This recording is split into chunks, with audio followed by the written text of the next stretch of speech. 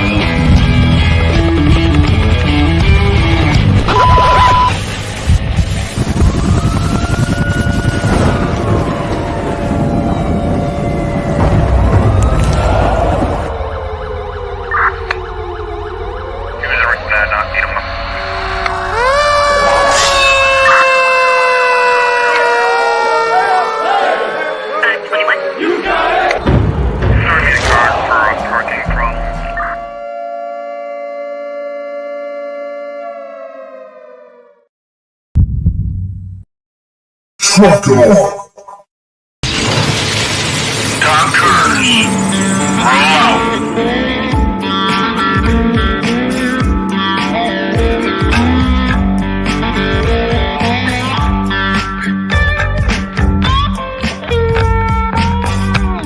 You're watching or listening to We Got Your 6 and 6 Patriot Playtime. We the people, the People's Patriot Project.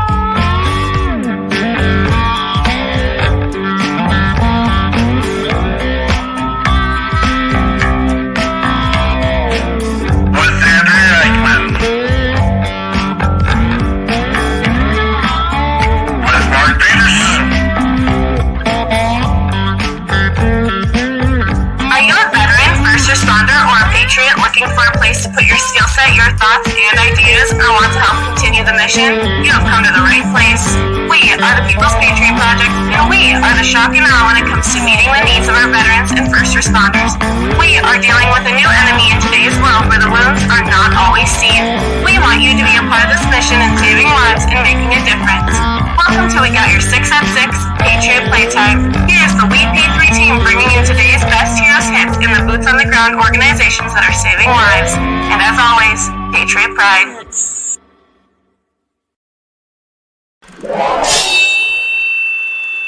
Left, your left, hey. Left, right, your left. You got it. Truck it off.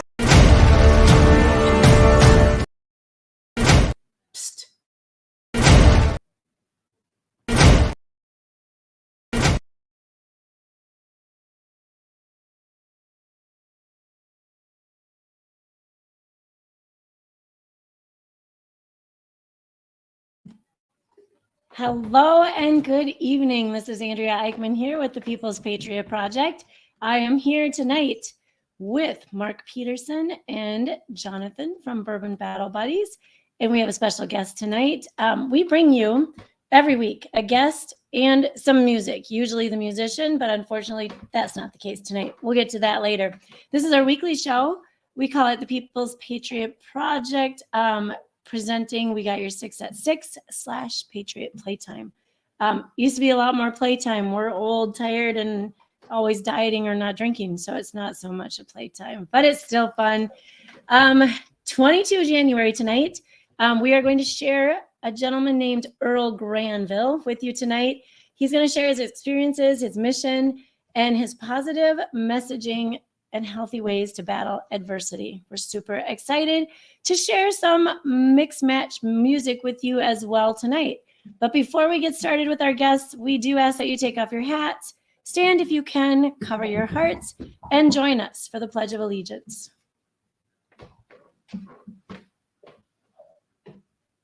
I pledge allegiance to the flag of the United States of America, United States of America, and to the republic and to the for republic which it stands, for which it stands, one nation, one nation, under God, under God, indivisible, indivisible, with liberty with and justice liberty for and all. justice for all. And amen to that.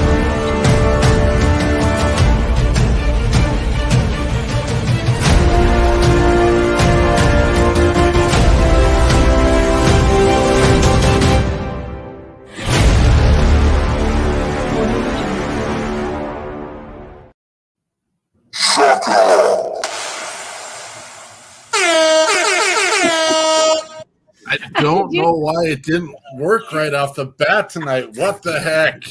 I don't know. Every time, though, it seems like it's getting worse every single time with that clickety click.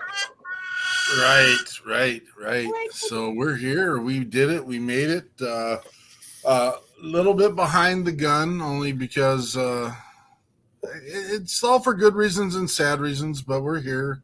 And we're excited to be here. Mr. Earl Granville making the decision, whether it's a good or bad one, to come on and check out what we are doing in this world of craziness and the People's Patriot Project. And there's some good stuff to talk about tonight. So thank you for being on, Mr. Granville, and we're excited to learn more about you. Yeah, thanks for having me, Mark. And we have so much stuff going on. We need to update our intro because we got a mainstay in the house, Mr. Jonathan Crochet of Bourbon Battle Buddies. He's here darn near every single weekend, and I need to get the intro set up where he's in it as well. Always good to have you here, Jonathan. Thank you. And That's a matter of rehiring your daughter and replaying all the music. And I don't know how much I'd like to say, here's the deal. That's not my forte. That's not my world that I work in.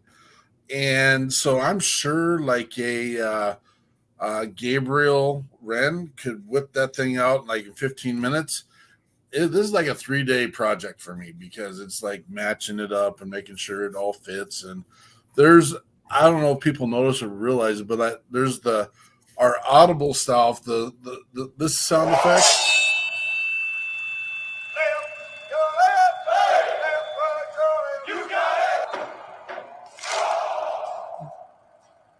That's actually got like 16 clips in it, and we've used it so many times that there's actually a little music piece at the end of it that was with our original intro, and it's not a big deal, but I'm just not savvy enough. I need to clip it up, make sure all the pieces are individual, and then throw it in there.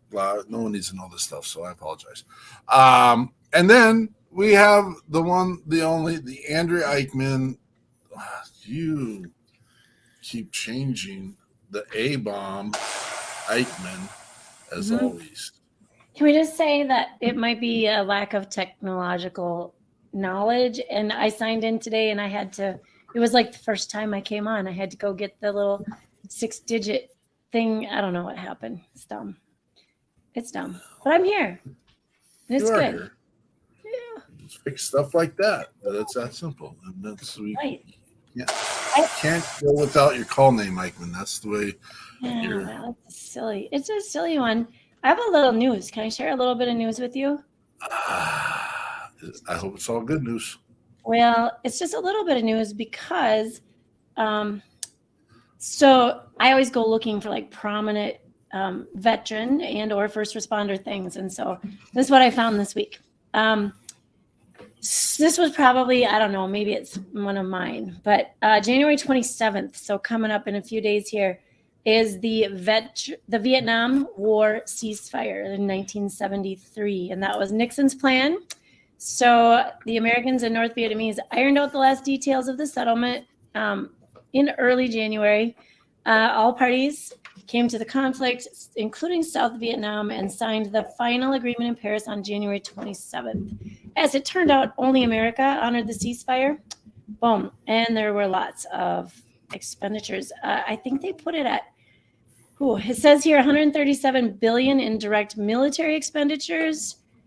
But Mike Mansfield, Majority Leader, Senate Majority Leader, estimated the ultimate cost would be 400 billion because the country would be paying for it through pensions, hospitals, and support in widows. And I don't think he had any idea the accounting of mental health that would go with that as the years went on. So there was that. And then first responders, I found a really cool website. It is the First Responders Center for Excellence. And they talked about how first responders face more than just emergencies every day. There are the carcinogens on the scene that pose deadly dangers, the stress, substance abuse comes along with that at times, and depression, that all impacts mental health. Part of that, strength and stamina are pushed to the limit. Chronic conditions such as diabetes, heart and lung disease, which significantly reduces the first responder's ability to Miss Eichmann, I hate to interrupt, but there's something going on with your microphone. Oh, Well, now it's good. look at that. Okay, you know what? Hold on. I'll come back. Is it good? All right. Yep. It's yellow, not green. I don't know what's going on with it. You still can hear me? Yep. Perfect now. I don't know. It was just that second. Okay. So you heard first responders. Last 30 Okay. seconds. So here's what I'm going to do. Moving on with First Responders Center for Excellence, they also talk about the behavioral health of firefighters and EMS personnel who routinely witness horrific events that ordinary people don't. These experiences can lead to mental health issues, including PTSD and depression, which often leads to suicide. We can help first responders and their leaders recognize behavioral health problems and take action before they put themselves and those around them at risk. Recognizing emerging or existing mental health issues is critical to keeping first responders safe. And, you know, if you're not putting this all together, that helps keep us safe as well. You can check it out. I'll put their website up. It's the First Responders Center for Excellence, and they have a lot of information and even some trainings that they offer up. So yeah, go check them out. Here you go. I'll get your website. I want to thank them because they put all this information together in a really cool way. And I haven't personally spoken with any of them, but I probably will soon. Got it. That's Awesome. it today. Jeremy Daniels, good to see you. Tammy Schroeder's in the house. We got to look and make sure because we do have two Daniels out there. I want to make sure we're not leaving one of them out. Brian Gibson with Project Die Hard, good to see you here, brother. And there's others coming. There's others in, but they're not making comments, which is fine. Having you here is what makes this work, and you get to hear and put the message out. Remember to like and share what you're seeing, and if you get the chance, make sure you put the YouTube channel out there as well so people can see it on another platform. And that's the quick messages right there on that area too. Mr. Granville, good to have you, brother. Yes, sir. Yeah, thank you again for having me. Appreciate it. There's a list of information here that you want to get out here, but tell me about your experience in the military and ultimately what gets you here at this point right here. Yeah, so let me just start right from the beginning. Growing up, I had no desire to be in the armed forces at all, none whatsoever. My twin brother Joe talked to me about joining, and my thought process was like, man, geez, that's not for me, man. I'm going to punk shows as a kid, and that whole culture and vibe of like bring the man down, and so I thought working for the government, that's like, this isn't for me. But there was an incentive to join. Let's be real, and that was the free education. Hey, free college, man. This sounds good, sure, I'll sign up for a little while and do my minimal contract and get out and run with the free education. Honest to God, that's what it was. Maybe it's a selfish way to put it. You put it any way you want. Well, Joe and I, we graduated high school, had a nice summer, and then we landed in Fort Benning, Georgia for basic training. The date was September 1st, 2001. We all know what happened 11 days later. And I just remember looking at my brother and thinking to myself, dude, what the hell did you get me into? Like, I didn't join the military to go to war, right? Sounds ridiculous, though. And but I mean, that's just the mentality I had. I mean, I just turned 18. I was a young little punk. I didn't know any better. Um, and after we did graduate basic training, became infantrymen, serving with the 109th Infantry in the Pennsylvania Army National Guard. We got orders 3 weeks after basic training for Bosnia. And anybody out there, if you're familiar with the Bosnian conflict, there was, in the 90s, there was in the 92 to 95, the big genocide happening in this part of Eastern Europe. And 3 years of this going on, NATO forces finally stepped in and said, hey, enough of this. We got to stop this from happening. And this genocide that was happening, it was building up to be something very heavy, a lot of deaths. I won't go too deep into it. If you're unfamiliar with it and you'd like to know more about it, read the book Love Thy Neighbor by Peter Moss. It talks about the reasons NATO forces were in Bosnia and the horrible situations that were happening in that part of the world. Very graphic. And there's a movie out called Welcome to Sarajevo.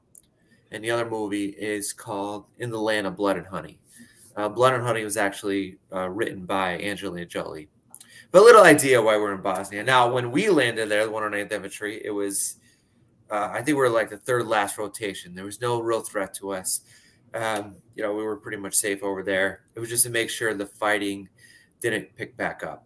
Nice, easy deployment. Came home from that tour March of 2003. Ironically, the day we left Bosnia was the day we also armed forces invaded Iraq. So I always remember that leaving was the same exact day.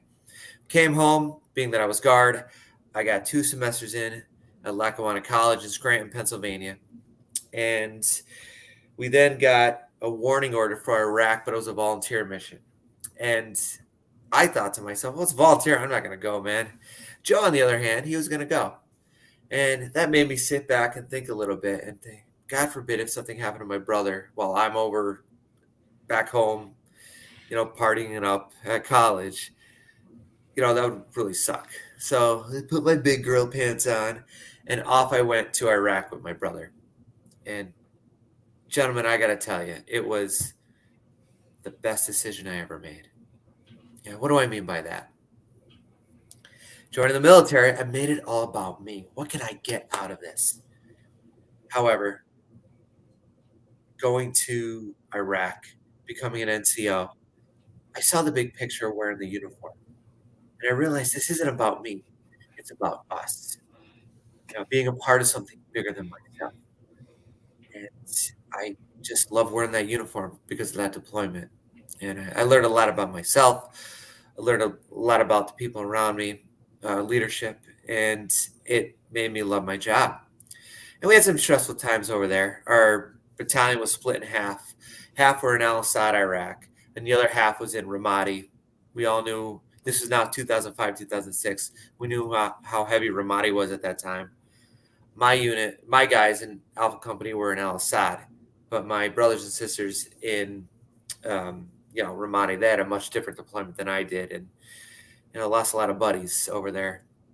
And I feel, it's when we lose, like when a unit loses a few guys, it obviously takes a toll with the unit itself and also where those people are from.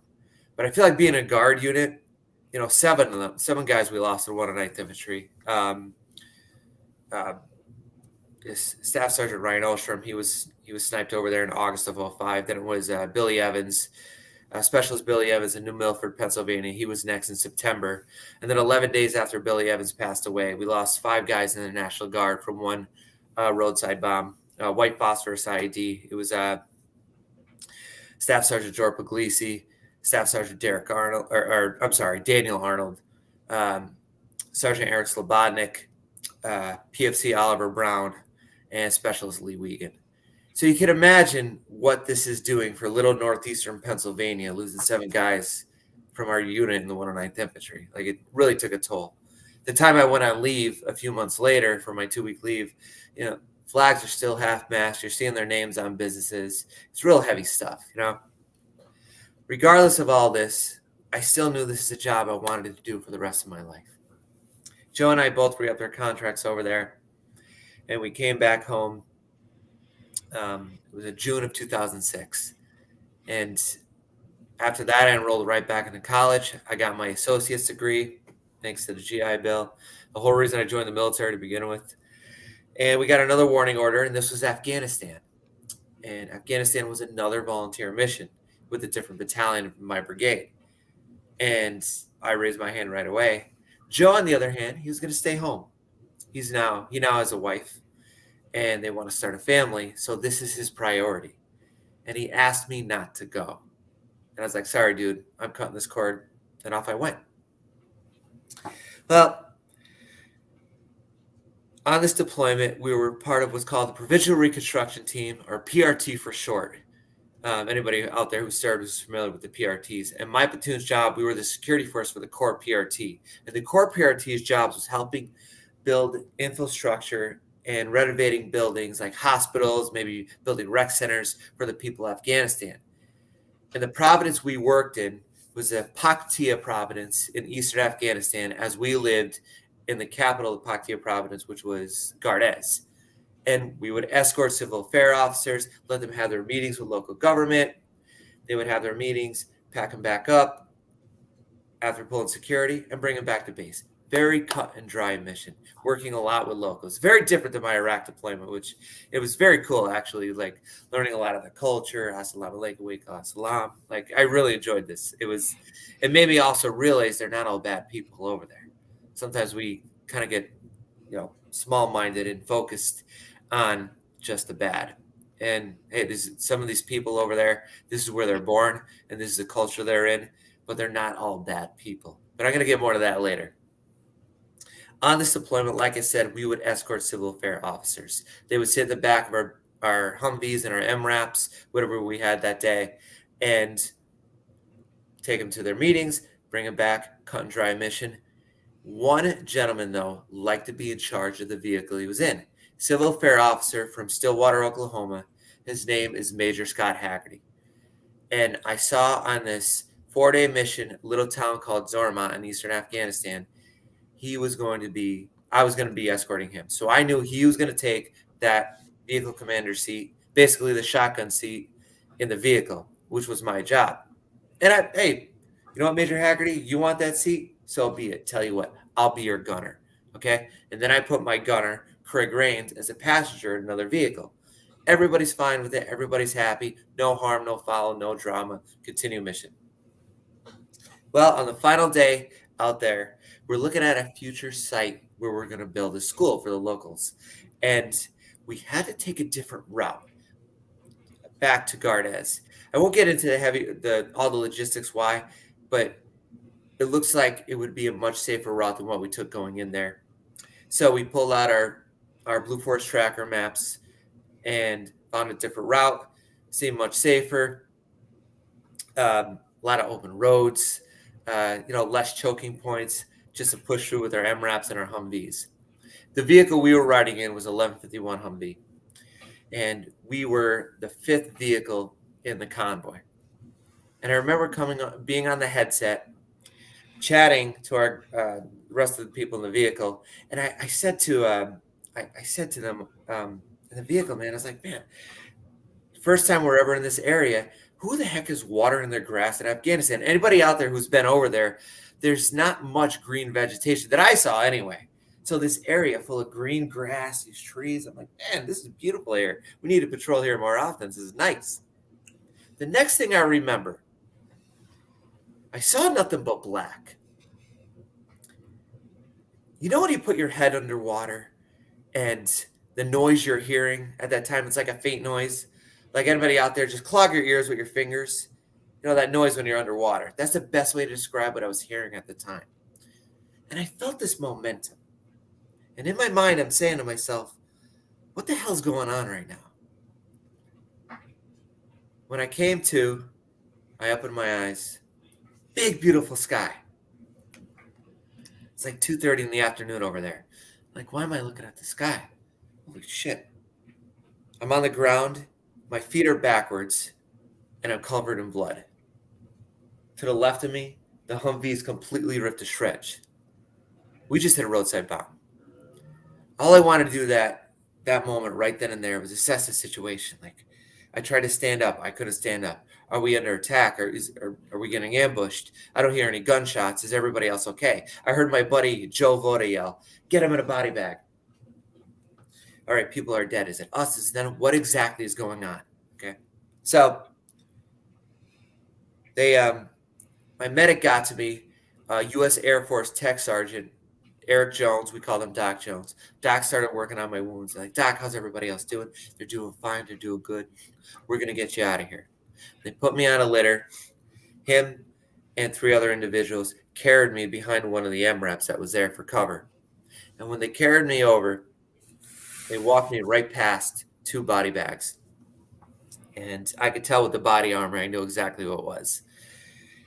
It was Major Haggerty, the gentleman who took my seat that day. Major Scott Haggerty of Stillwater, Oklahoma, which taking my seat is why I'm still here. And Specialist Derek Holland of Wind Gap, Pennsylvania, who was driving the vehicle that day. And Derek was only 20 years old. Docs continued to work on my wounds, get some quick clot on to control the bleeding.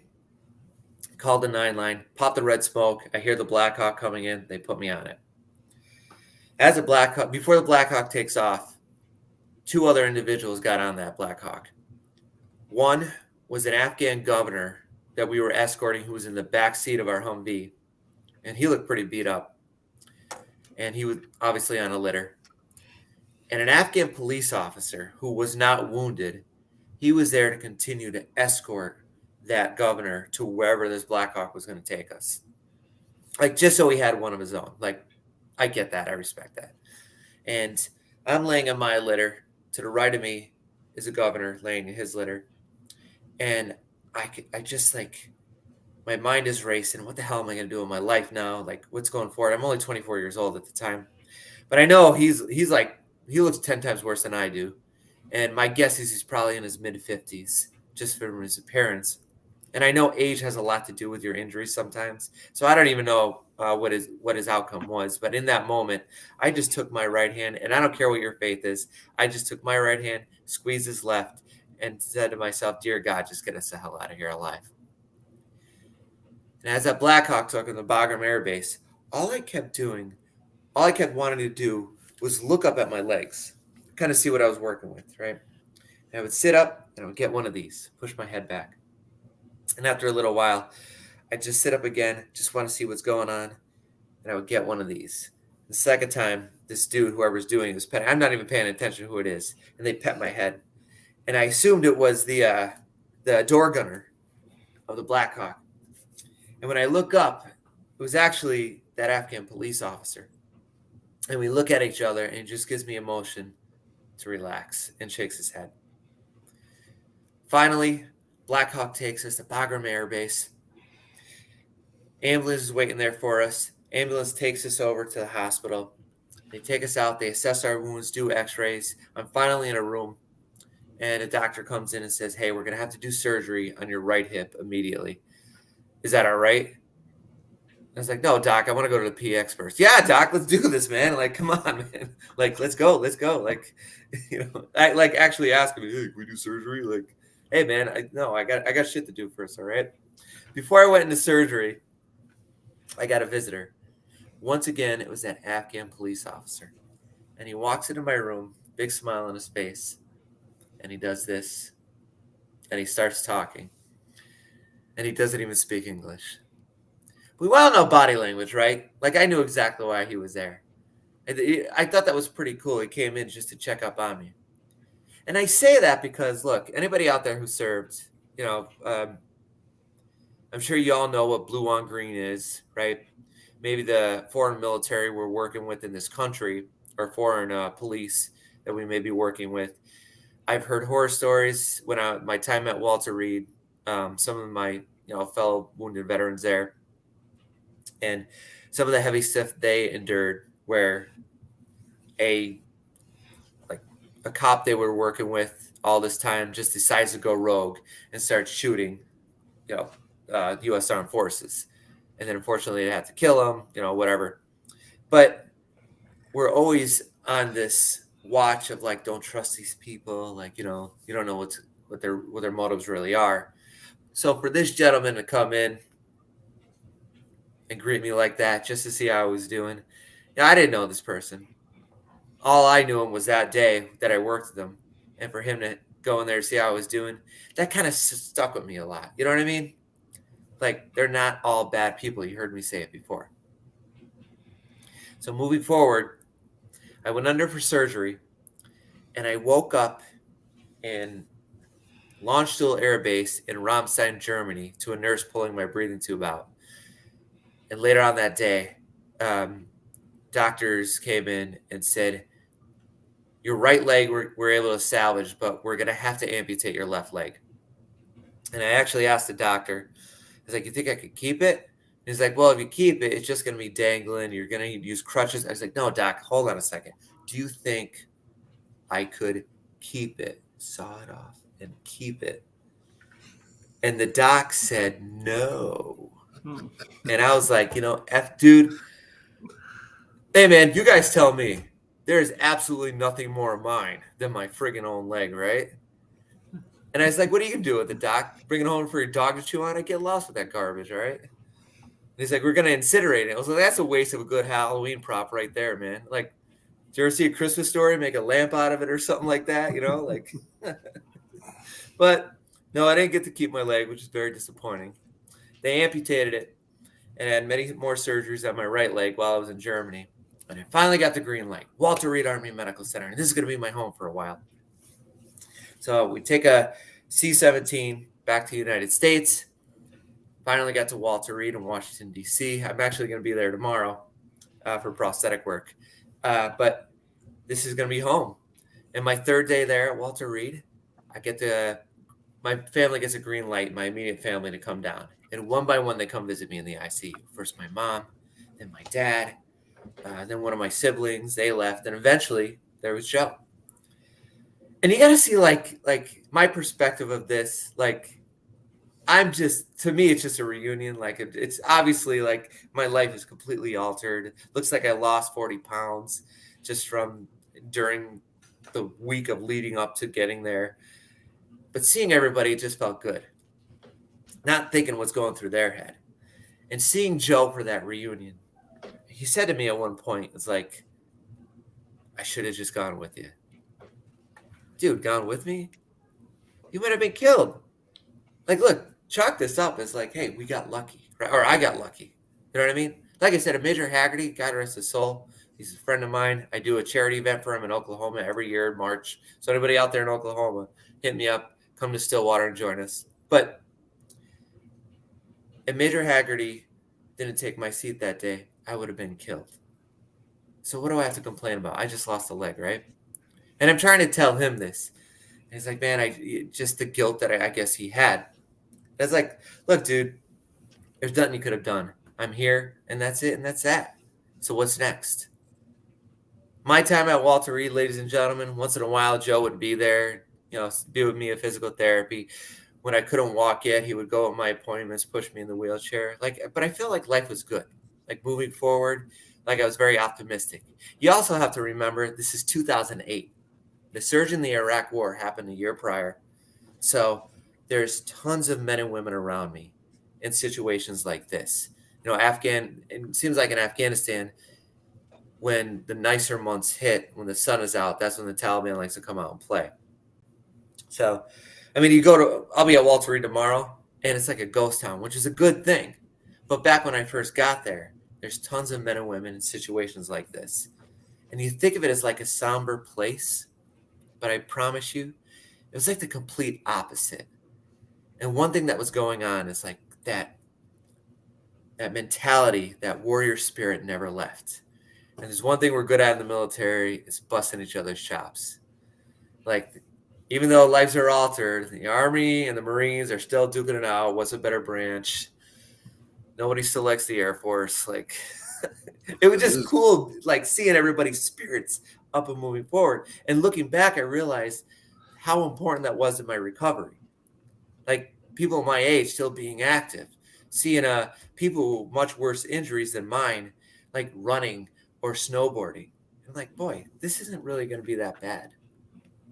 So my time there, I learned how to walk again. I learned how to run. Yeah, life was good. Got a special leg to snowboard with. Went out to Vail, Colorado, learned how to snowboard again. Things were cool. And I medically retired and got out of the Army and got a job in Washington, D.C. as an archaeological lab technician. Well, one weekend, I was home back in Pennsylvania, and this girl I was dating at the time, we're getting ready for a black tie event. I'm at her apartment. I get out of the shower. It's a week before Christmas in 2010, by the way. I get out of the shower. I put my prosthetic and my suit pants on and a t-shirt before I get fully dressed. I'm in front of the mirror doing my hair and my phone rings. I just let it go to voicemail. Finished doing my hair, wash the hair gel out. I go look at my phone and I look at it and I see it's my mom. I listen to the voicemail. She says to me, all distraught, "You need to call me immediately." What was that about? So I give her a call and she picks up and she's crying on the other end. "Mom, deep breath. What's going on?"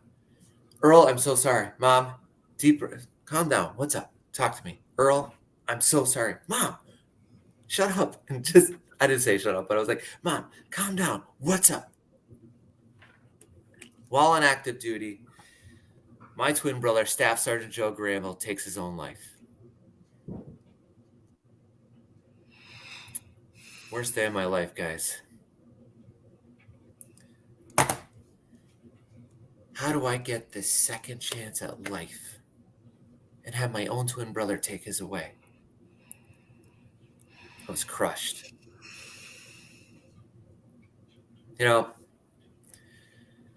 The next day I had to go to Joe's house. There's his wife. There's his 3 kids, Jonathan, Emily, and Kayla. And you can imagine the energy in this house. People are trickling in and out. Some of my friends I haven't seen in a long time. Some of our National Guard buddies. And my brother was a corrections officer before he went AGR in the Army. And some of his CO buddies that I've heard their names a million times when I'm finally meeting them face to face. And just confusion, sorrow, pity. It's just like, man, I can't be like this anymore. Okay, today is Sunday the 19th. Tomorrow's the 20th. It's a Monday. Is somebody going to be at the armory? Okay, perfect. I dragged my best friend growing up, Dave Rivera, who I served with in Bosnia, and my cousin, who I also served in the Guard with, Paul Granville. The 2 of us went up to the armory. And when we got up there, there's my old readiness NCO, Sergeant First Class Peterson. He comes up, gives me a big hug, gives his condolences. And at the other end of the room, there's Joe's desk. I take a box. I empty Joe's desk out. Okay, task is done. What's next? All right, Sergeant Peterson, so the Guard's going to cover the cost for the funeral. All right, let's work on this paperwork right now. I need you to go work with supply. I need you to make sure Joe's dress blues are all up to date and all his awards are up to date because it's an open casket. I want him laid to rest in his blues. Okay, perfect. Boom. My brother was Catholic. I need you to go work with Steph and work with his wife and work with the logistics on starting the funeral process. You and me, we're going to take my mother off to Parese's funeral home in Carbondale, Pennsylvania. And we're going to go help pick out a casket. And I just started delegating all these tasks because I know nobody else is going to do it. And it's like my mind just went into autopilot. Let's get this done. Let's get this done. Let's get this done. But I'm not really processing anything. Does that make sense? Well, the day came at Joe's funeral. I got into my dress blues, walked up to that casket, give him the final salute, and that's that. Now what? You guys ever heard the term idle hands is the devil? Mm-hmm.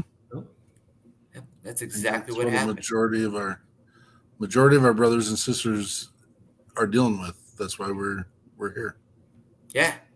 I truly believe that is one of the biggest downfalls when we take that uniform off. And it's we want the VA disability, but if your life doesn't have purpose, your bills are paid, but if you don't wake up for something other than yourself, and there's no, I'm going to get more to that later though. But my mindset went right back to making it all about me. feeling sorry for myself, playing a victim, thinking the world owes me everything. Gentlemen, let me ask you, where does playing a victim get you in life? Nowhere. Nowhere. You're absolutely right. I had nothing. My Creates career a was rut. done. Yeah, but exactly. My career was done. My purpose was done. My brother was gone. And I lost a part of myself over there. I was Uncle Rico. You guys ever see Napoleon Dynamite? I was that guy at the bar with the dog tags out. Hey man, you know what I did for my country? But nobody owes us shit. Remember that, guys. Nobody owes us shit. Nobody put a gun to our head and said, you have to go join the military. I just started falling apart. I learned, though, from Joe's widow, Stephanie, my sister-in-law. And also, I became very good friends with a lot of his CO buddies before he went active duty. And, Joe would talk about, like, things I was doing after I lost my leg. Like my time at Walter Reed, I learned how to play sled hockey. And everybody out there, get out there, Google sled hockey. It's a disabled version of ice hockey. And basically in a sled, you have two small sticks and you move like that. And, like I said, I mentioned earlier, I was snowboarding. I guess Joe was very proud that I was being athletic, but Joe would never tell me that. And, I think a lot of siblings are like that. Like, ooh, I don't want to we don't compliment each other. You know what I mean? But learning that from Stephanie and some of his CO buddies, I was like, man, if he was proud of me then, would he be proud of me now? Because I'm really going nowhere in life. And it turned my life around a little bit. And I started being more active. I put that running blade back on, and I just, started being active. I ruck march a little bit. I got involved in a CrossFit. And I started doing those obstacle course races, like Spartan race and stuff like that. And in the Spartan community, my first ever Spartan race was in Wintergreen, Virginia in 2013. In the morning of, there's these men and women picking up their bibs, all in multicam uniforms with a little assault pack on and a multicam ball cap. I'm like, boy, who are these guys? One of them comes up to me with his hand out, and he says, hey, are you Earl? And I look at this individual, and I know who he is. This is Noah Galloway. And if anybody out there, if you're not familiar with who Noah is, so Noah served in the 101st Airborne, and in 2005, while in Iraq, his vehicle hit a roadside bomb, and Noah ended up losing his left arm and his left leg, both above the joints, above the knee and above the elbow. Noah ended off to be on the cover of Men's Health magazine and also Dancing with the Stars as a double amputee. It's like, I know who this guy is, right? So as I fangirl a little bit, pull down my Noah Galloway poster so he doesn't see it, right? And I'm like, dude, man, so good to meet you, man. Like, what's with the uniform? Who are you guys here with? So they're an organization called Operation Enduring Warrior. And an OEW's mission is to honor, empower, and motivate these wounded and disabled veterans to stay active, not let their disabilities define who they are. They're going to define themselves. Noah introduced me to the rest of the team. And before we went to the starting line, they asked me to run. First of all, they asked me to run. Do you want to run alongside of us? I was honored. Oh my God, yeah, I'd love to. And before we hit that starting line, we all went to a little secluded area, and that little rucksack they had, a little assault pack, they pulled out a gas mask and they all donned it. And I'm like, man, you guys are hardcore. It's August in Virginia and it's real muggy. And here they are in full uniform with a gas mask on. I'm like, this is pretty cool. So we're alongside these men and women who are all current or prior military. And we finish that race. And then Noah says, what do you think about joining us? And I'm like, man, I don't know if I'm ready for something like that. But it made me think a little bit like, this person that I respect so much is asking me to join this team. Well, it's like I followed the Chicago Bulls my whole life, and I'm at a random pickup game, and here comes Michael Jordan saying, hey, man, do you want to play? You don't turn that down. So I went to I decided, at first I said no, and then I reached out to somebody. I was like, you know what? I think I want to do this. I really had to train to get it because you just don't earn your gas mask, or you don't just get your gas mask. You have to earn it. So myself and 9 other individuals who are current or prior military went to Fort Bragg, North Carolina. And for a whole weekend straight, maybe about like over 24 hours straight, actually. They just put us through evolution after evolution, see how we work as a team member, see what our physical capabilities are, and how our attitude is under pressure. Kind of sound familiar, right? And at the end of the weekend, only 5 of us passed out of 10 of us. And I happen to be one of them. And I earned my gas mask, and I earned my uniform, I earned my little rucksack. And for the first time in a long time, I was part of something bigger than myself, just like when I wore that uniform. And I realized as well, just like that Iraq deployment, what that Iraq deployment did for me. You know, when I first joined the military, I was making it all about me, free college, free college. Going to Iraq, I realized it's not about me, it's about us. Joining OEW, my mindset went right back and saw the big picture. Look, this isn't about me, it's about us. I'm serving my country in a different way. It might sound dorky, but look at the big picture of this. I think a lot of us, what we get out of being part of something bigger than ourselves, right? It's oh, thank you for your service, thank you for your service. But at the end of the day, I think we're getting something out of this. Does that make sense? We got to refill those gaps in. And I think that's the biggest things that we're missing when we take that uniform off. And look, we talk about post-traumatic stress a lot, and I remember for a long time that was such a hot item. 22 push-ups, all that stuff, which is great. The acknowledgment's out there, and post-traumatic stress is definitely real, but not every situation when it comes to mental health is post-traumatic stress. Does that make sense? Like Absolutely. I only say that because what I do now for a living, and like as a public speaker, and these other charities try to pull me in and they ask for assistance. I'm not going to name the organization. I do have respect for them, but the person I was talking, they called me out of the blue saying, "Hey, we would like to work with you. Here's what we do." And I was like, a lot of like those activities, just not my cup of tea. But I mean, I could help you in any way you want, man. Whatever's getting the word out, whatever it may be.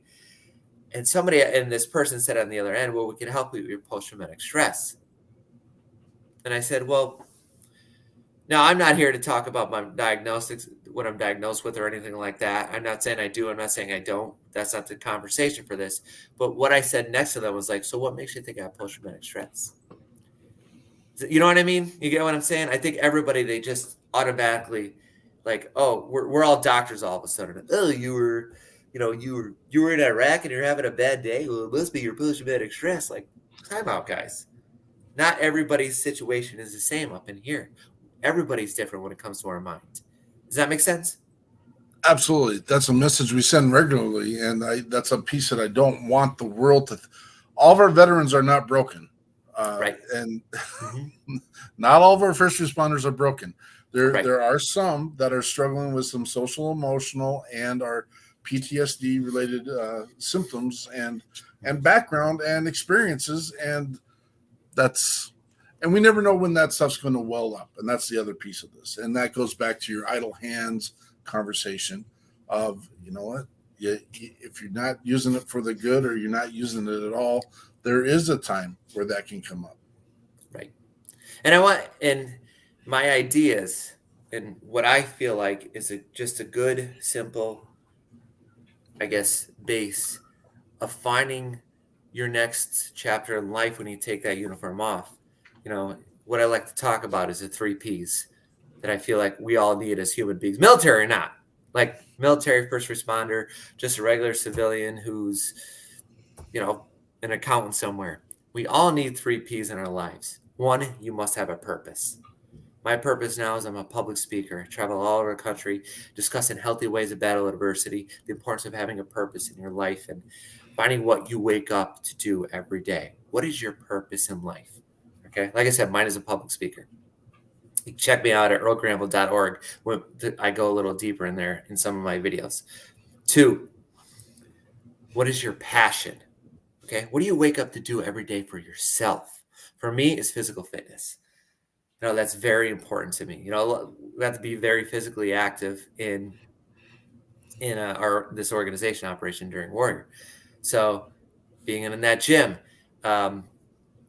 CrossFit has been very good to me, and it helped me realize as well that stuff like this doesn't have to slow me down in doing what I was once good at. What is your passion in your life, what you're doing for yourself? And that third P, being a part of something bigger than yourself. Now, look, doesn't this all sound familiar? Once you wore that uniform, your purpose as a soldier, your passion, the arrogance of an infantryman or the arrogance of a Marine, you're part of something bigger than yourself. It's all self-explanatory. You got to think about this too. A lot of us join the military as soon as we become adults. So your whole adult life is combat boots and a rifle, okay? So when you take that uniform off someday, it's like, now what? Try these 3 Ps to jumpstart to see what's next in your life, to continue to write your story. Now, the recipe to find those 3 Ps, ladies and gentlemen, a good attitude. You have to take a leap out of your comfort zone, and you must be a part of a community. Attitude, comfort zone, community. Because let's be honest, a bad attitude is going to get you nowhere in life. And I got to be honest with you, I have not made friends saying this in the military community. That dysfunctional veteran attitude is going to get you nowhere. Look, I got to be real. You don't want to be 60 years from now on your deathbed and somebody says to you, what did you do with your life? Oh, I went to Iraq.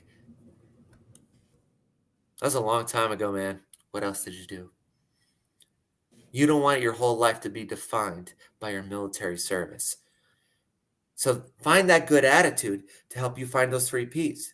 And what's next? Stepping out of your comfort zone. Because if you stay stagnant, you'll never find what you're looking for. It's not going to come to you. You got to get out there and take the leap and fail once in a while. Look, I just wrapped up college last month. Right? I got my undergrad. My master's, we'll see what's next down the road. But man, I got to tell you, all the races I've done, the marathons I've run, and everything after that, that is 10 times easier than getting my dumb ass to sit down and actually study and focus. That's what I struggled with.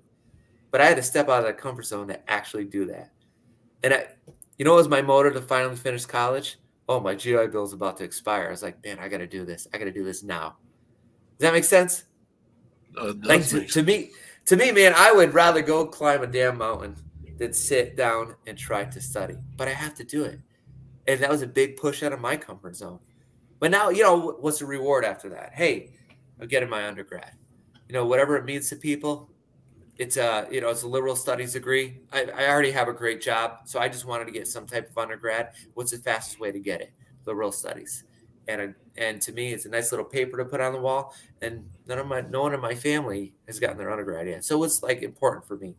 I have a daughter, and she's in college, and I was a young father. And now she's in college. And first of all, she's a lot smarter than I am. Like she's a tough cookie. But I also wanted to make sure, as like, kiddo, I cannot let you graduate college before I do. But like I said, sit down, stepped out of my comfort zone, got that education. Talked about attitude. We talked about comfort zone. Number 3, community. And I think all of you here today, on this show, the power of what community can do, what you guys are delivering to our audiences out there, the idea of not carrying the weight of adversity by yourself. Because we all, I think a lot of us do that when we take the uniform off.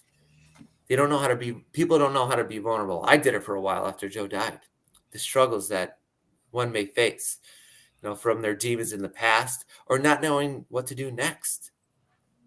But the power of what a community can do, though, is what I found out from running these charities. We looked at COVID when COVID was going on.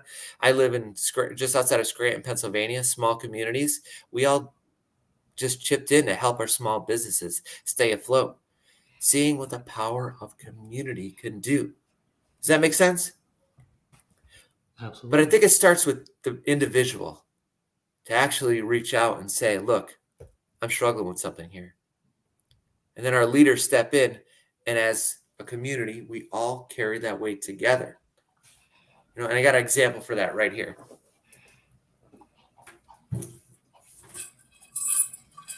Guys, what this is Cindy the Cinder Block.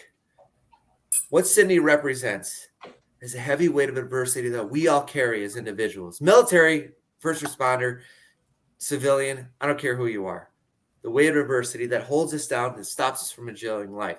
Guilt, stress, depression, anxiety. The weight of adversity that holds us down. The idea of Cindy, another charity that I run with called the Oscar Mike Foundation. You can find them at oscarmike.org.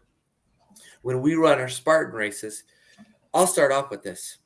And after a little while, she gets pretty heavy. But as a team, as a community, I know I don't have to carry this alone. Luckily, maybe my teammate, my buddy Johnny Lopez, lost his arm while he was on active duty, non-combat related. I'll ask Johnny, I was like, hey, dude, do you want to help carry this brick with me? And he'll carry it for a little while. I'll stand next to him. He'll carry the brick. I'll carry the chain, or vice versa. Nobody's carrying this alone. Because that's the same up in here, in our minds. The weight that we have inside that is holding us down. We don't have to carry it by ourselves. As a team, as a community, we all carry that weight together. Purpose, passion, part of something, attitude, comfort zone, community, the way of adversity. Never carry that weight alone, ladies and gentlemen. Questions? Amazing Thank message. Let's take a quick break, and then we'll come back with questions. Okay. We're gonna real quick, just because we think it fits a little bit. We are gonna run with a song from our good friend Brandon Mills, he's out of Nashville. He's got a song called Front Lines. This is Brandon Mills with Front Lines. This is a song I wrote called Front Lines. I'd just gotten back from Iraq, and I was thinking about the founding fathers that had to fight a war in their backyard, and then had to build a country immediately after.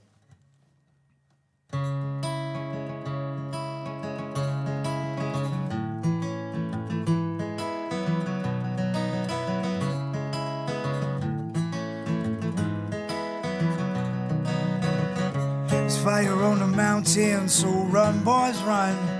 Grab your guns, be the ones to protect your daughters and your sons. The time is right, save your wives while there's still light.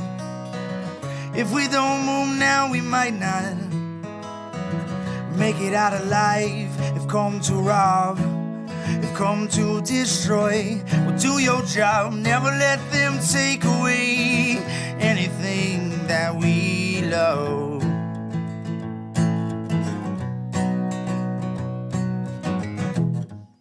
So here we go, enjoy the show. There's peace among this altar, like a lamb among the slaughter. We might live, and we might die, but I'm running towards the front line. I'm running toward the new life.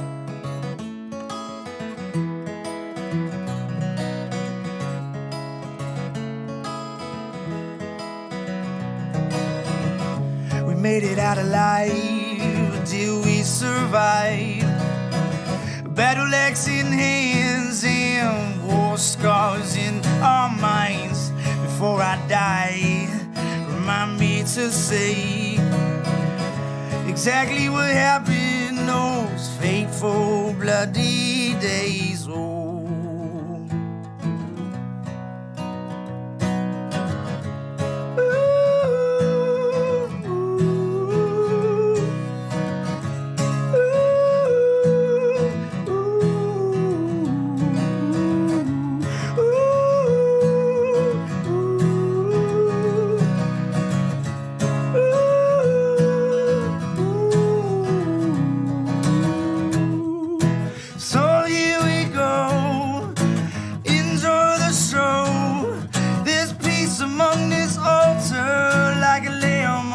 Slaughter. We might live, we might die. We're running towards the front lines. We're running towards a new life.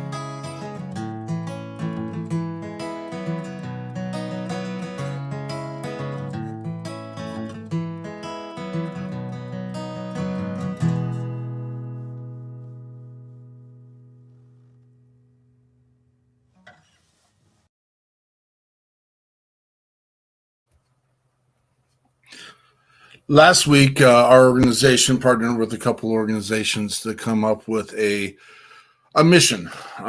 We have asked people to be part of something bigger than yourselves and be part of the WeP3 mission. Yes, we focus on veterans and first responders, but let's make this bigger than that. Let's make it part of we the people. All shapes, colors, and sizes, all of our friends and families. Here's the challenge. Reach out to one person a day from your contacts and just say, I was thinking about you, and I hope all is well. For the next 30 days. Each day, write the initials of the person you have contacted and take a picture of your progress. The purpose is to make a difference and change lives. Our hopes are that we save some lives along the way. In the military world, we call this a buddy check. Cut and paste this oath and hold yourself accountable by posting to your social media pages. We'd love it if you would post it to the People's Patriot Project. And that might be a little bit difficult being that we're on a podcast right now. But those that post is located in all the WeP3 channels, the pages. We got your 6 at 6, WeP3 Radio. I know that Jonathan has it on his page. I know Simplify has it on their pages, Simplify Design. And again, we talked to Earl talked about the push-ups earlier and what that does and what it works with, and I get it. But I'm asking everyone to take a proactive step. All of us have one of these. Earl was talking about it earlier. It takes 6 seconds to reach a brother and sister that may be in need. We're not saying they are in need. We're saying they may be in need. And some of those people that you think are the strongest in your world are the ones you need to reach out to as well. Don't let them sit on the side. They have been carrying the weight of hundreds and thousands of mentees in their lives. And there's a lot of weight that they had to carry in the process of losing them, in the process of not knowing where they are, or even, the fact that they maybe have come back and had to, at some point, had the idle hands Earl was talking about, and made some permanent decisions for a momentary issue because of those demons. And so it is a challenge. It is an active challenge. We make sure I know I reached 6,000 people this week with that message. So I always ask, what are you doing? And again, we're not making this necessarily about veterans and first responders at this time. We're making it about everyone in your life, because everyone can be crept up on by these nasty little demons that we host in our brains at times. So didn't want to sideline your conversation, Mr. Granville, but does anyone on our panel have questions for Earl? Man, I know I'm throwing you under the bus right now, but I got some questions. And there are different type of questions because we've dealt with this on occasion. And it was kind of your character from Napoleon that you brought up, Uncle Rico. Uncle Rico. You're an individual that's lost more than blood, sweat, and tears. And again, I'm sorry for your loss. You seem to be managing it well. But I'm also confident you have your days, and we love your message. I'm putting some people on the spot. I don't normally do this. How do you feel, and have you seen, or do you know, we've seen some individuals exploit the medias because of their loss. Now, granted, I would never want to be in that situation, but I know of a person who definitely is a veteran, but lost a limb post-service, not related to service, but is using that as kind of his moniker to gain kind of some attention, some pieces of recognition, some stuff. And I just kind of want to know what your take is on that, being in that position. Well, I feel that if you were using, first off, let me say that I have friends that lost limbs that were in the military, but it wasn't combat related. I also have friends who lost limbs that didn't even serve in the military, just from the amputee community, right? And I think when you see a young man or young woman, and society just I've seen it happen a million times. We're out in groups. They'll go to people, thank you for your service, thank you for your service. And then there's that awkwardness. Oh, I never served, when somebody says that, you know what I mean? But to hear what you're saying, it's like, yeah, I served and, maybe lost. Yeah, I served and I lost a limb, but you forgot that in between part. I believe that might be something you're getting at there. I mean, that just seems very unethical if you ask me, right? One of my saddest moments in life was Desert Storm had taken place early 90s, and I was restationed, and I had to make up some time. And to make up some time, I had to drive a 10-ton around Wyoming State in a 10-ton with service members in the back. And so I'm used to the woodland BDUs, but they hand me the new Desert Storm BDUs, which I never wore in combat, and I never was in combat at that point. Yeah, and so many times people would walk up to me and they would like, hey, thank you for your service. Well, I did serve, but they were thanking me for my service in Desert Storm. And I'm like, I have to apologize. And that was sometimes longer conversation than I ever really wanted, because it happened a lot. And it's just like, I wasn't in Desert Storm. This is just, honestly, it's just a costume at that point.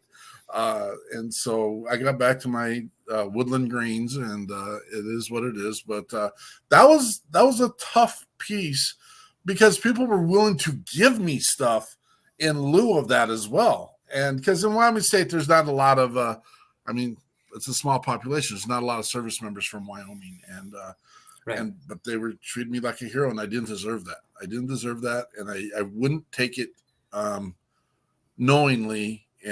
But there was some stuff I just couldn't stop from happening, and that was frustrating. We didn't have social media back then either. I think, Mark, you acknowledge it. You're showing humility, which I think is important, and you're just stating that, no, man, I served, but it wasn't combat. I got to be. You want to know the truth? How I feel about that, though, is, look, man, we all have a job to do when we wear that uniform, whether it's combat related or not. Everybody has a job to do. It's whether it's you're out, on patrols in Ramadi, or whether you're sitting in that tower for 8 hours looking at absolutely nothing. Everybody has a job to do. The whole U.S. Armed Forces is one big fluid machine, and there's a lot of spots that keep that fluid moving, whatever it may be. Okay, and let's be real. Everybody's experience is different. Okay, like not some's a little easier than others, but when you're signing up, you know what job you're getting into. Nobody's making you join the military to begin with. You know what I mean? Like it's, but I think it's. You just stated a lot of humility right there. I look at it, even for the people who maybe lost a limb. Adversity is adversity. Okay, whether you have a little Purple Heart next to in your awards because you lost a limb in combat, or for somebody like my good buddy Johnny Lopez, my teammate in OEW, who lost his arm while in Germany because he was hit by a drunk driver while on active duty. I look at his situation no different than mine. He lost an arm, for God's sakes. I can't imagine that. That sucks. But he's not out there exploiting it like you said. Unfortunately, somebody could be doing that. You know what I mean? I think it's how you handle the situation. I've seen a few guys like this as well. They're called like career wounded veterans. Because let's be real, I think my time at Walter Reed, it was 2008 when I went there, and every day. People that are celebrities, or maybe VFW's having a barbecue on a weekend for us. And I think society doesn't want to make the mistake that happened 40, 50 years prior to our Vietnam brothers and sisters. Vietnam. That makes sense, which it's good. You know what I mean? It's good. But one of the biggest things that scared me was being in a wheelchair on one of those weekends where it was an American Legion or a VFW, I can't remember, and such good intentions. But one of the gentlemen came to me, older gentleman, he just like, you don't have to do anything for the rest of your life. Like, meaning my bills are paid because this happened. And I was like, 24 years old. Like, I want to do more stuff. You know what I mean? Like, I still got my whole life ahead of me. And at the time, I didn't know what it was yet. But now the flip side of that, there's people that I know in that time at Walter Reed who was in my situation. They're still getting all the free stuff. They're still looking for the free trips. And they don't have their 3 Ps. They're not doing anything with their life. They're just a career wounded veteran. Because like I said, there's so many organizations out there nowadays.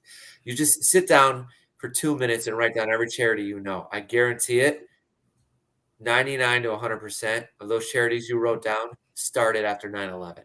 Like, I feel like to 50.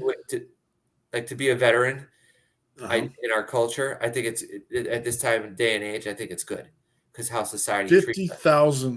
50,000 nonprofit organizations focused on veterans. It's 46,000, but I mean, Wow. I'll throw in. And sadly, and I hear what you're saying about coming up after and post 9/11, and I wish I would have had the witness back in the day to start this, and we'd definitely be in a different spot, maybe doing things differently than some of the other organizations that are out there and what they present and how they present it. But Right. And sadly, of those 50,000, I mean, and I don't know, have the exact number, so there's no data saying this. This is coming from Mark Peterson's brain, which is a scary place to go sometimes. But I would say 90% of those organizations are not boots on the ground organizations doing what they say they're going to do. That's why we get a lot of the people that we get to come to us, because we answer the call. How many times I can't count on two hands how many times they've called us and said, "Oh my gosh, you picked up the phone?" I'm like, "It's what we do." And they're like, "I got hold of this and this and this and this." They don't return emails. They don't return phone calls. They don't. And I'm like, well, lack of people to help, lack of resources to commit to it. And I understand why, but and they get drugged down as well. And that's Right. Andrea and I have an arrangement, an agreement. When I have my moments, I let her know, and it doesn't let me off the hook. But it's we have a couple days, sometimes weeks, where Mark Peterson is not on his A game, and we just take a minute, step back, and recalibrate. And that's what the mission entails, and that's what it does. What's next for Earl Granville?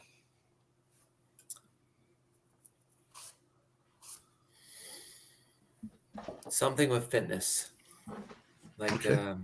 getting my nutrition certificate, not like a higher education, but maybe through NASM. That's what I'm focused on now. I'm just doing like little online classes, getting that. Like I lost 40 pounds in the past 2 years. I didn't think I was a big dude, until I went to go put a suit on, and the health benefits, it made me a better teammate in these organizations. I almost lost my right foot as well as my left. And the doctors even told me, you're going to you might have to amputate this down the road. And all this like endurance events that I do now, like these Spartan races and everything, I thought it was wear and tear in my foot. And 2 years ago, I almost amputated it because how much pain I was in. But at the end of the day, I realized it wasn't wear and tear. It was all that extra weight I was carrying. So now nutrition is very important to me. as I'm jeez. You're Yeah, kinda- and I model a little bit, all right. You're kind of a chubby guy. I was going to say. It's what the heck? That just Push the plate. that just- Push the plate away one day, will you? Come on. I actually thought that was Jonathan Crochet when we first saw it, but I think maybe he and I shot for different six packs. I don't know. I get my you missed Zoolander on. I model here and there once in a while. I get my Zoolander on, all right? You're just surprised me showing that photo like that. I was like, holy shit. I missed it. But- I missed the whole picture. Dang it. Oh, here, this is for Andrea. I'm just kidding. Yeah, I'm sure nutrition there were is- some moments. I'm sure she spent some moments looking at it before it was actually loaded No, up. dude. I downloaded it and threw it in here and told you got to use this somewhere.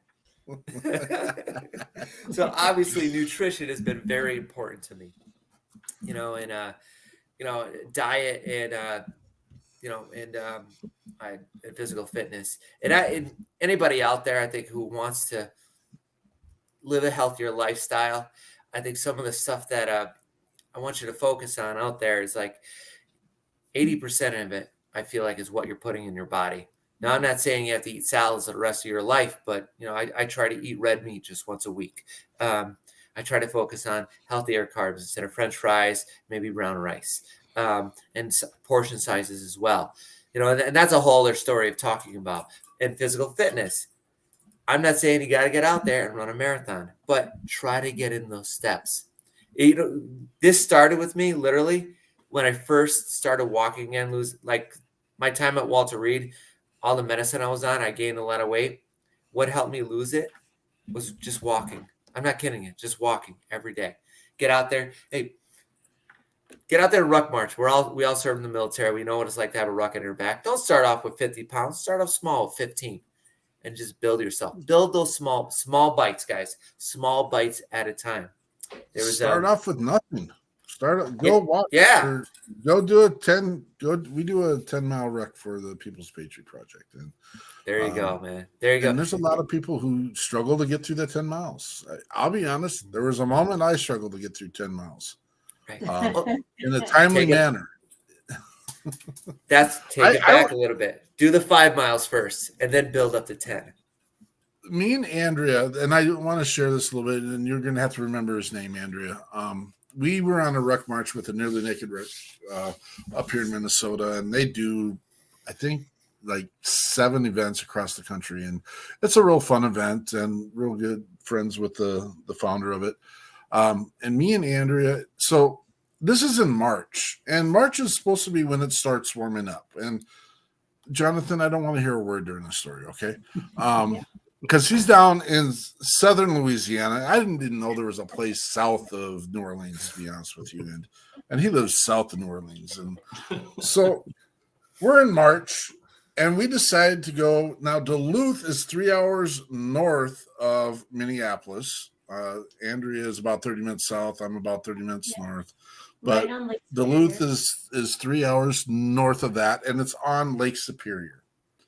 And this ruck march is on this hill called Eagle Lookout or Eagle's Nest. Yeah, and it looks out over the Lake Superior. This thing, I don't know how it happens, but it's uphill the entire way. Oh my gosh. So I'm thinking it the whole time. I'm like, swear to God, we go uphill. There's one little downhill. How can all of it be uphill except this little downhill? And pretty soon James was like, does it seem like the whole thing's uphill? Even though we're going in a circle. We're going in a circle. It's all uphill. It was weird. It's a 1 mile trek. And we're on about 7. And I'm looking at Andrea, and I've got some physical things going on in my world that don't need to really be shared about. But I'm like, okay, I'm pretty much done. And there was an amputee that is involved. Do you remember his name, Andrea? Yeah, Josh Hawkins. Josh Hawkins. And he's also a public speaker as well.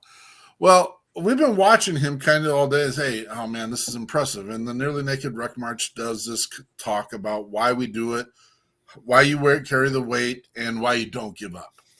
And I'm ready to give up. I mean, there's some bleeding happening in places you don't want bleeding to happen, and I'm not real happy and proud about it, and blah blah blah. And we're walking in, and Josh Hawkins starts coming out with a wheelchair with his leg across his lap, saying, "This thing's not going to beat me."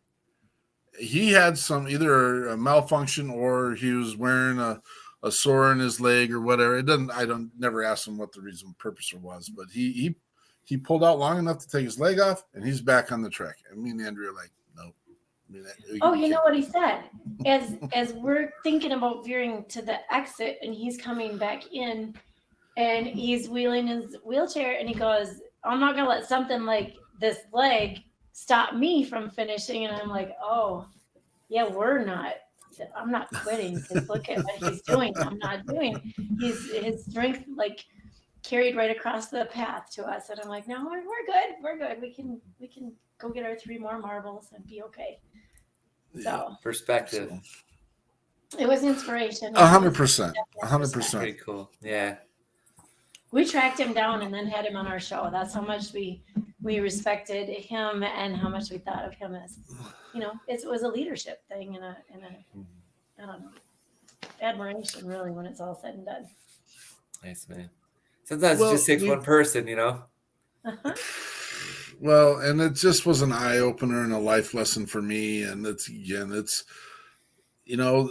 I'm a heavier guy. I'm a heavier guy for nothing but excuses. I mean, for me, but I mean, they're good excuses, most of them medical, but I'm like, okay, you know what? It's time to make a change. Right now I'm currently on a health piece that it's kind of like the 75 strong. Then I can't remember what his name is. Frizillo. Andy Frizillo. Andrew? Yeah, Andrew Frizillo does a 75 strong, and I've extended that to 100-day strong, but there's pieces that they don't include. Like I do 0 fast food, 0 fried food, 0 alcohol, not eating after 7 a.m., drink only water. And this is tough, and it's about mental toughness. And I this time have seen a significant amount of, I'd like to say growth, but it's actually loss. And we're going to keep rolling with it.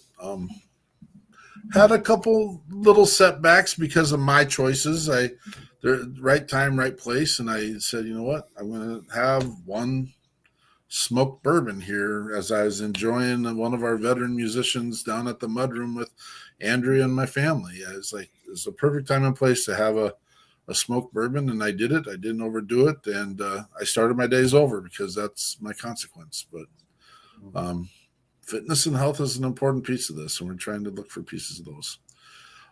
Normally we do, again, 3 segments. We talked about this with Mr. Granville at the beginning. His message was so important. So many amazing comments, people coming in, hearing the message. And the 3 Ps is going to make really tough. The People's Patriot Project, purpose, passion, and part of something bigger than you. We're going to have to throw a WeP6 on there now. It's new branding. We'll get it figured out. WeP3 Team. Boom. But I love the message, and we love having you in the network, and I hope we get to do more with you. Sure, absolutely. We're here. It's kind of funny because we sit here and we're talking, and we don't do a lot about WeP3 stuff during this show on Sundays. We do it on Mondays when we do our debrief and share what our mission and passion is. But your message is honestly exactly the same as ours, except for it's finite. It's a little bit better packaged. And I'm like, yeah, boom. I'm sorry, Earl, Mr. Granville. We're going to be stealing some of these ideas, and we'll give you credit for it. I got to tell you, man, it's going to make the world. Hopefully it's making the world a better place. And that's all I care about, Well, we always do our 3 T's, time, talent, and treasure, but now we're going to throw our 3 P's on top of there as well: purpose, passion, and being part of something bigger than you. We do believe that service is to serve is therapeutic, and that goes back to your idle hands conversation. Is like, get out and do something. It's not just doing it for others; it's doing it for you. It's helping. Absolutely. You. Absolutely. I just, I don't mean to cut you off. No. On Thursday, I just got back from Mexico. I was working at an orphanage down there with an organization called OCR Gives, and ministry is called Back to Back Ministries. Man, I just felt I was like, shit, man, I needed that.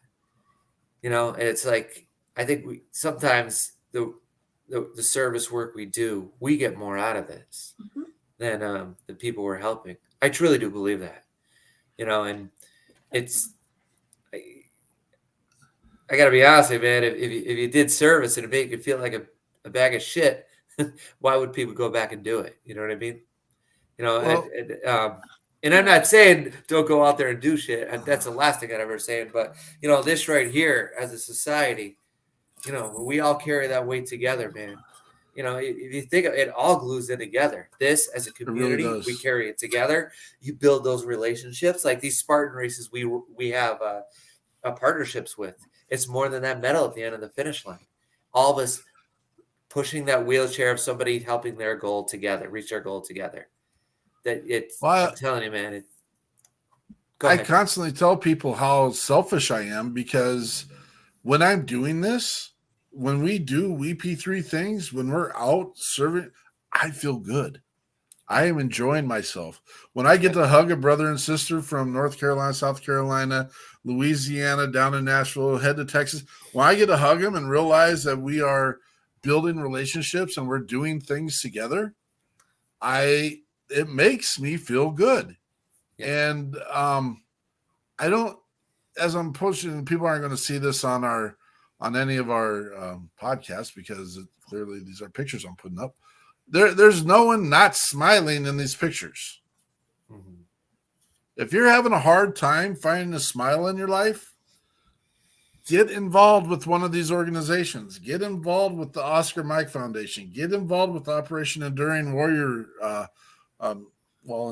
Operation Enduring Warrior. Get involved with the People's Patriot Project. Jonathan's a podcast, social media guy, but he's getting involved and he's getting people involved, and we'll be getting stuff going for Bourbon Battle Buddies. Get involved. Do something. Yes. Yes. It gets your ass off the couch, and the first thing. And the second thing is, you have a skill set, regardless of you knowing it or not. There's something in your head that will help someone else reflect through a situation or a time or a moment. Right. Again, make sure you're doing your buddy checks. Make sure you're reaching out to those that care about and love. If you've got that stubborn old turd of a friend that did you wrong in some nature, I live with a regret in my life, and I have one of those where he lost his life because of he used alcohol as his poison, and I knew it. And we went south in a conversation one day, and I didn't talk to him for about 5 years, and then he dies. And the karma for that is his mom asked me to speak at his funeral, and I'm like, oh, all right. We'll do that. And so resurrect those relationships. It's not worth it. And all these are pieces of making sure our brothers and sisters are here with us tomorrow. We got anything in closing? Jonathan, you got anything? No, man. I've been writing down. I don't know how many times I can put it on a piece of paper. Passion and purpose. Find you something that gives you purpose, and be passionate about it. Put everything you got into it, and it'll give you a reason to keep going. Absolutely. Miss Eichmann? I like that, Jonathan. You're a deep thinker. I love it. He puts it together always well. No, I mean, that's Peterson says all the time, be part of something bigger than yourself. And that's so, I don't know. It just resonates everywhere. It's like the ripple effect that we talk about. Because whatever you're involved in can also support something the next person is involved in, and then those people hopefully go help as well.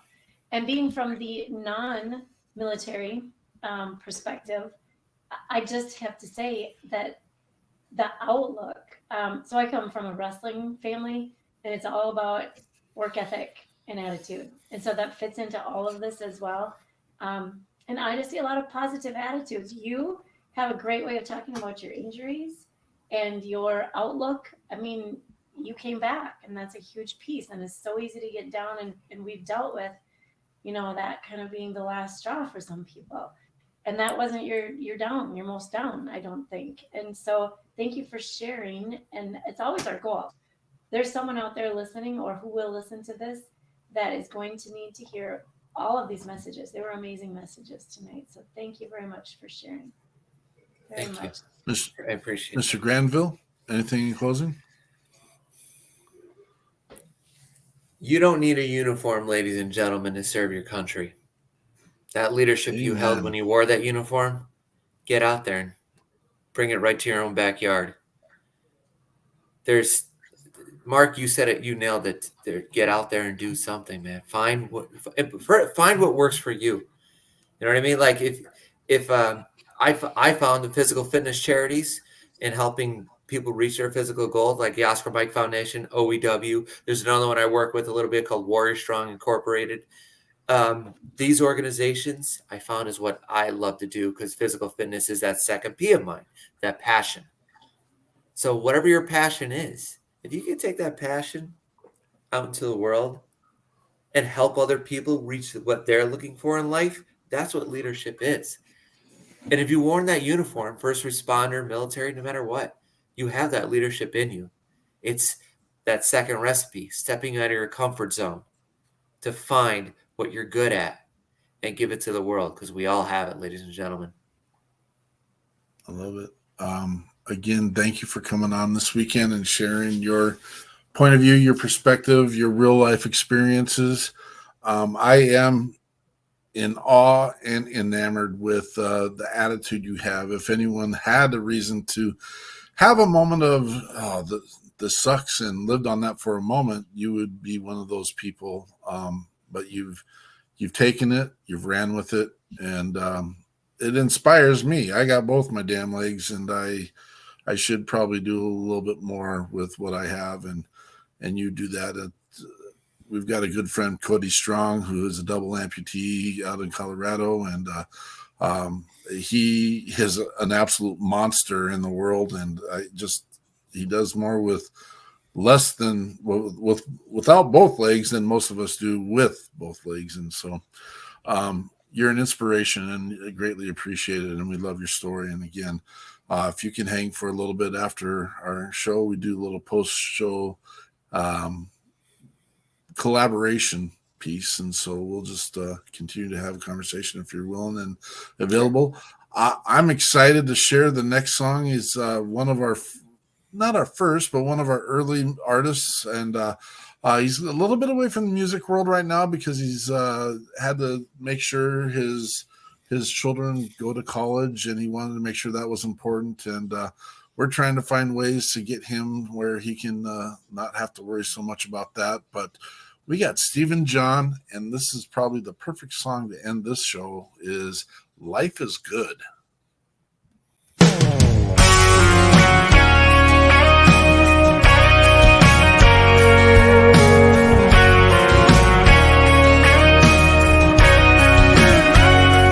I've got 40 hours of paycheck, the pocket of these jeans, got these Jensen's cranking George Strait circa 1993. Got the windows down and my arm laid up on the back of this bench seat.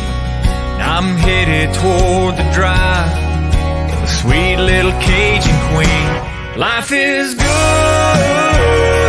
got that sun shining down on me. Life is good, there's nowhere else I'd rather be. Got my troubles in the rear view, Corona in the igloo, nothing's gonna get to me. Life is good, yeah, life is good.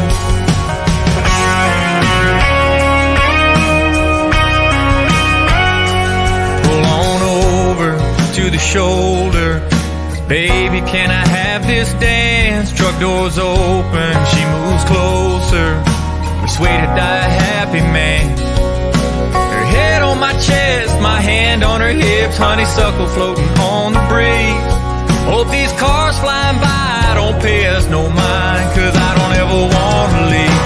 Life is good, got that sun shining down on me. Life is good, there's nowhere else I'd rather be. Got my troubles in the rear view, Corona in the igloo, nothing's gonna get to me.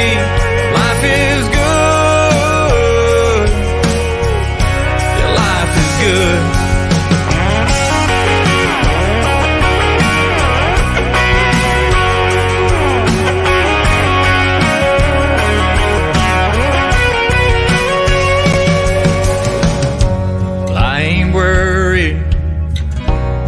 About nothing.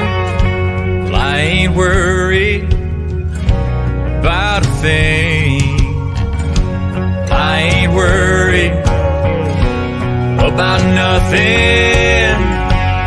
I ain't worried about a thing. Life is good, got this sun shining down on me.